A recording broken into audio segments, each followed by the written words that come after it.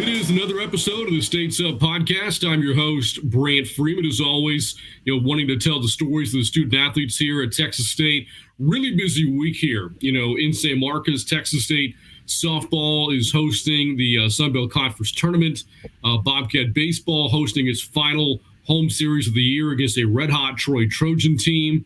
It is graduation week as well, so there are 8 commencement ceremonies happening at Strand Arena between Thursday and Saturday. And then, events happening outside of San Marcos include the Texas State track and field program competing in the 2024 Sun Belt Outdoor Championships in Monroe, Louisiana.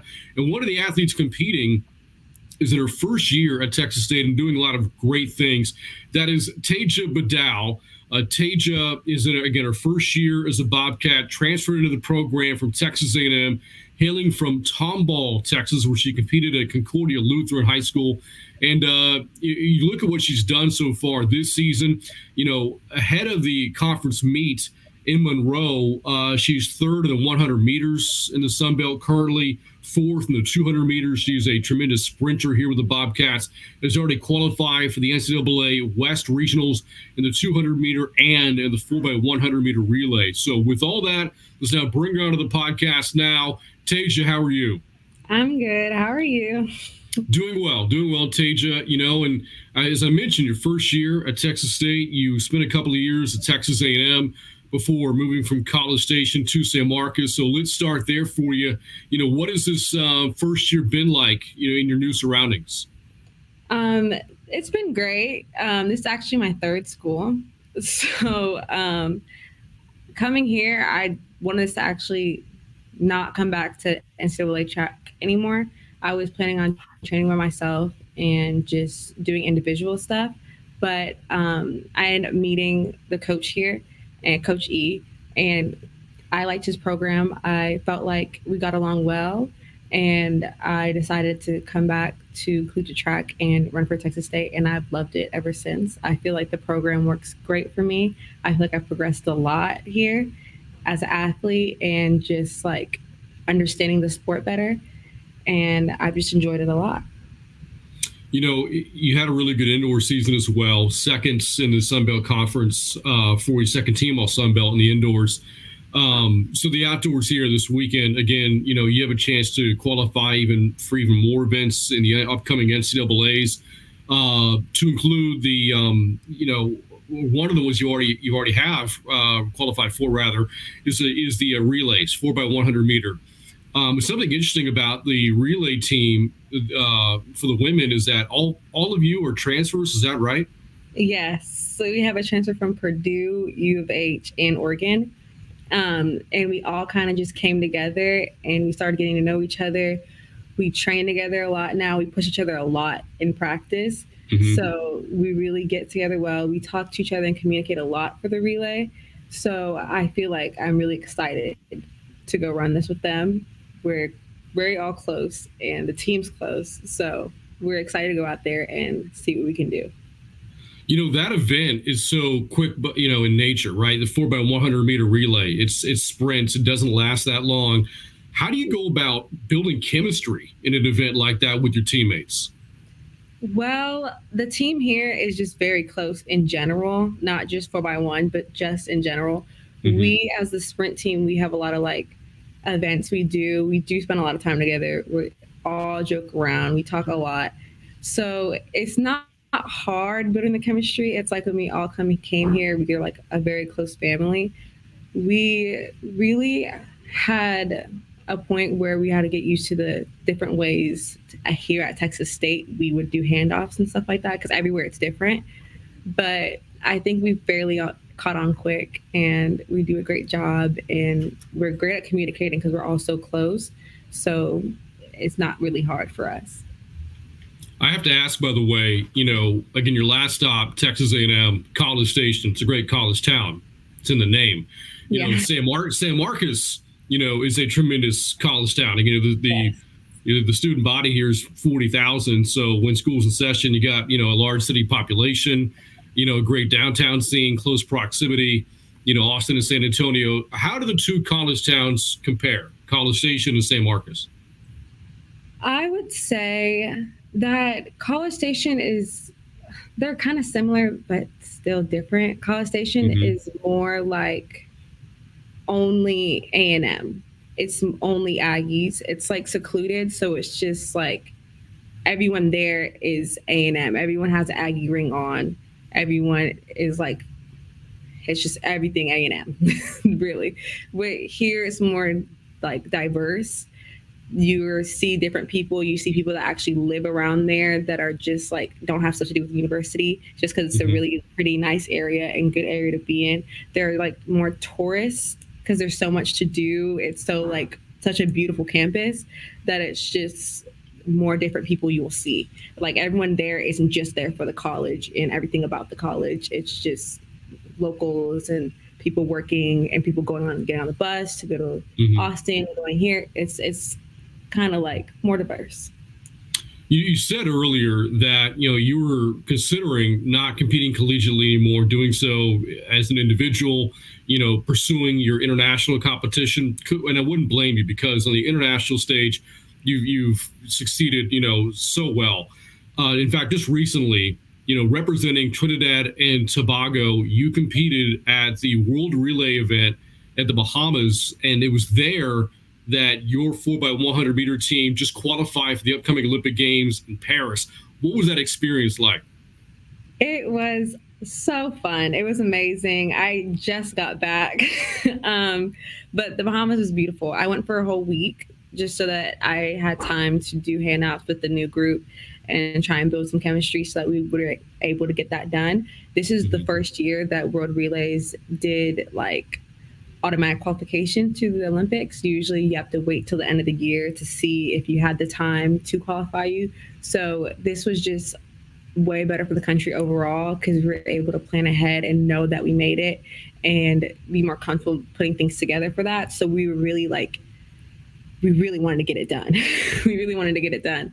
So a few of us came for a week, a few of us came for less time. So it was really about trying to figure out everyone's different, how they do it at school. The way I did it here was completely different than how other people did it at their colleges or how they did in their past, because there were some collegiate athletes that came. They had to come later, but thankfully Texas State was nice enough to let me leave early. They told me from the jump that they would support my international endeavors, and they stuck to that. But yeah, like it just took a while, but it was an amazing experience. It was so fun. It was very enjoyable. I think that's probably the biggest thing I've ever done, like in track and field in my career. So like seeing us cross the finish line and knowing we made it and we qualified for the country was amazing. It was the best feeling ever.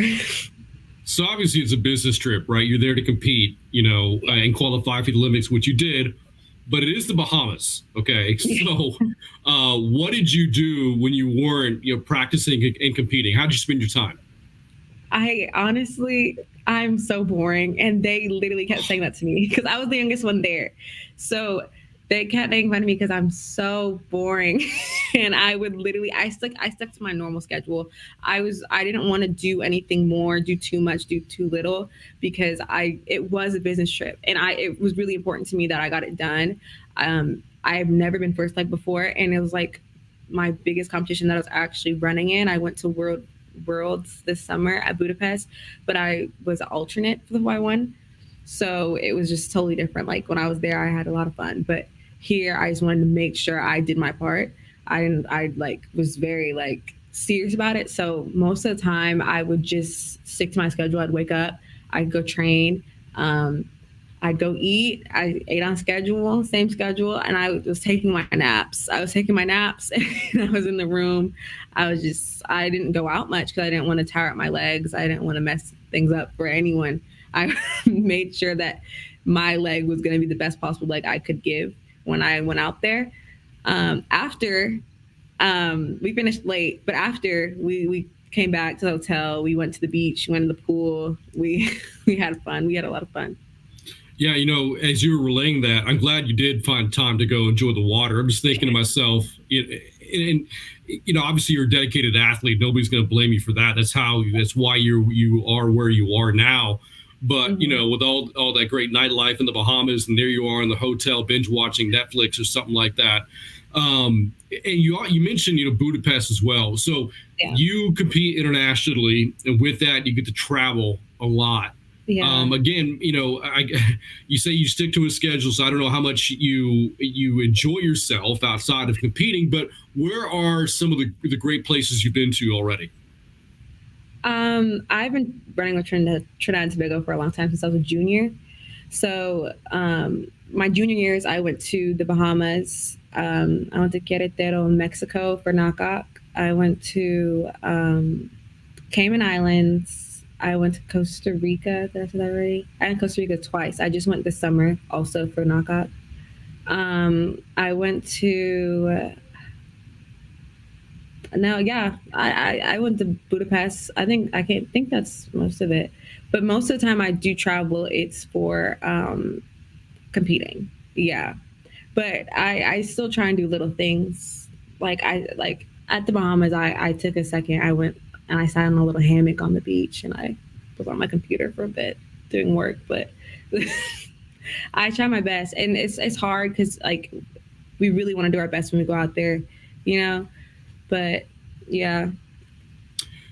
So you're a sprinter as well, right? And so, like, I know you have to be very strict about dietary needs and stuff like that. When you travel like this, how much do you indulge in local cuisine? Do you stick to your diet, or like you find yourself having a cheat day or so? And if so, what's been the favorite cuisine you've had a chance to sample in all your travels? I cheat. I cheat. I think more with my diet, I got to the point where I do more portioning than worrying about exactly what I eat. Like you eat a little of everything, just a little though, just like a bite or two. Um, I think at this trip, oh, my favorite thing to do is when I go to certain places. Well, I don't know if this counts. I like Cuban food a lot, but when I went to Mexico, they had some really good Cuban food. And my favorite thing that I get is like the pastelitos, like the guava in the little pastel. And me and my family love that. We get that all the time whenever we can get it. But in Mexico, it was way better. I'll tell you what, all this travel, that you've done, you're about to do, you need to start documenting it, like video form, and like maybe doing the, Taejha's favorite taste or something like that. Yeah. Well, and speaking of which, you're about to go, one of the great, culinary places in the world in Paris. Mm-hmm. Now the stay will be, a little bit longer than you typically have in these other international competitions. Of course, there's the Olympic Village, but Paris, I have to imagine, is quite going to be quite the experience. What are you looking forward to the most? And actually, let me rephrase that. How surreal is it for you, at this age, to be an Olympian? Well, first of all, let me start with this. Okay. Technically, I personally have not made it to the Olympics yet. Okay. Um, at World Relays, the whole thing is that we sent a team, including me, and we ran, and we were able to qualify a 4x100 meter relay for the country of Trinidad and Tobago. But that doesn't specifically mean that the people who ran on that relay to qualify us for the Olympics will be going for like the Olympic team. We still need to go back at the end of summer before the Olympics, and we all need to compete at trials. And top 6 will get to go to the Olympics after that. So, well, thank you for clarifying that. By the way, yeah, somebody's was a little green, with some of the nuances of the sport at that stage. Didn't realize that. So thank you for indulging. Please continue. Yeah, but I'm already proud of myself based off of World Relays. I'm literally so proud that I was a part of the relay that was able to qualify us for the Olympics. I think that's that's my biggest accomplishment yet in track and field. And I'm 100% gonna do everything in my power to make sure I make that team now that it's qualified and it's there. I know that now that it's there, a lot of people in the country are going to be doing the same thing. So, fingers crossed. I'm excited, and I would love if at this age I do make that team and I'm able to compete there. How is it, by the way, that you're representing Trinidad and Tobago? Is it, you have dual citizenship? How did that come to be? I have dual citizenship. Both of my parents were born and grew up in Trinidad and Tobago. My whole family, both sides, live in Trinidad and Tobago. My parents just moved down here when they got married to have me and my sister. That's awesome. So speaking of family, tell me a little bit more about your parents, about your sister, the support group that you have. What was it like for you growing up? And what is the family like for you now today? We're a very close family. My mom's my best friend. Love her. We grew up in Texas, Houston, Texas, Tomball. My dad always did everything for us to make sure we were able to have everything we needed to be successful in track. We started running track in elementary school. My sister started first. We would do miles in elementary school, like the Dream Mile, and we were just really good at them. And someone would ask my mom, like, are they running track? And they're like, no, like, they're not doing any sports. Like, they're just focused on school.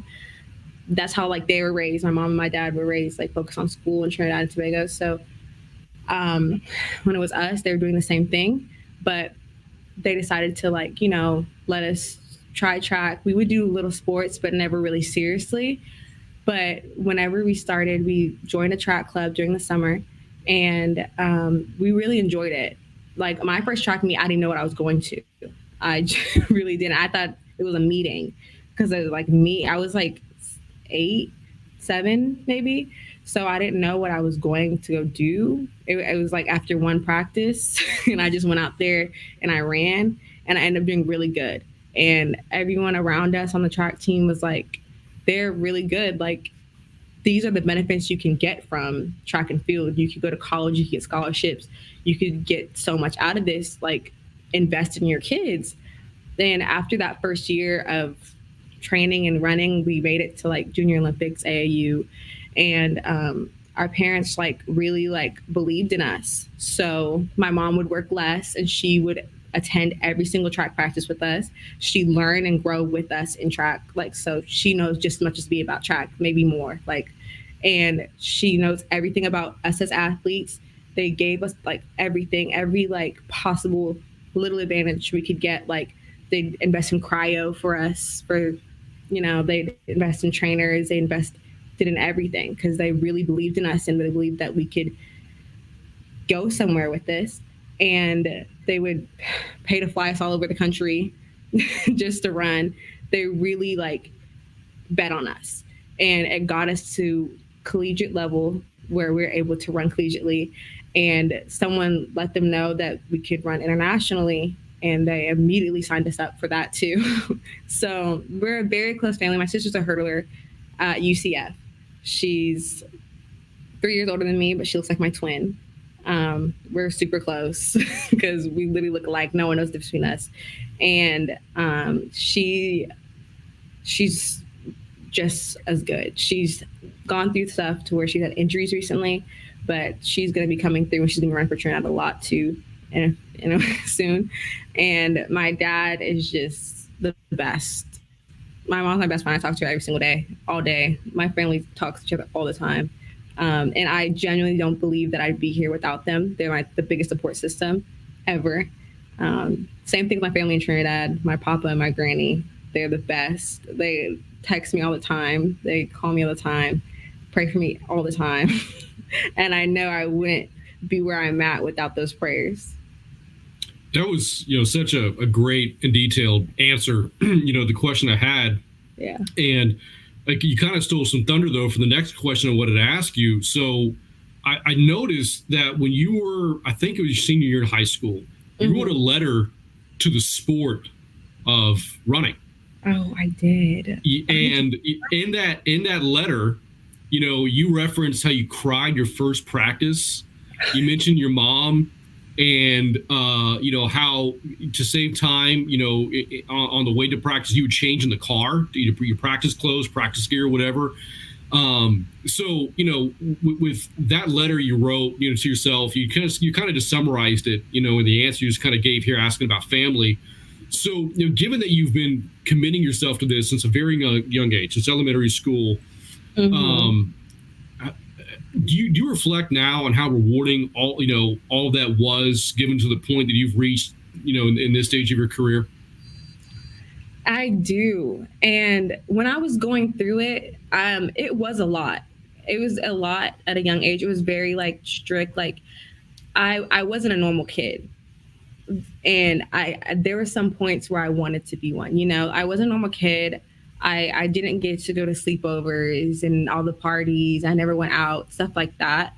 But my parents really helped me understand that there's a time for that. You know what I mean? There's a time for that. And I'm not normal. Do you want to be normal, or do you want to be great?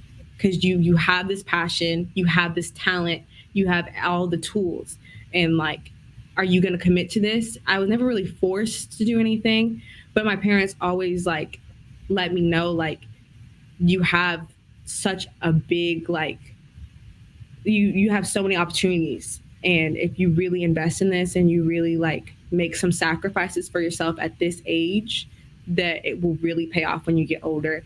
And I'm kind of getting to the age where it's all really paying off, and I just love it. Looking back, I don't regret it. I still feel like I had so much fun. I had a lot of friends that cared about me. I still had little moments where I got to, have fun and do other things. And I think my childhood of growing up with my track friends, my summer track friends, not having a normal summer, but going all the track meets in the summer, I think those are some of my best memories. And they're my closest friends, to this day.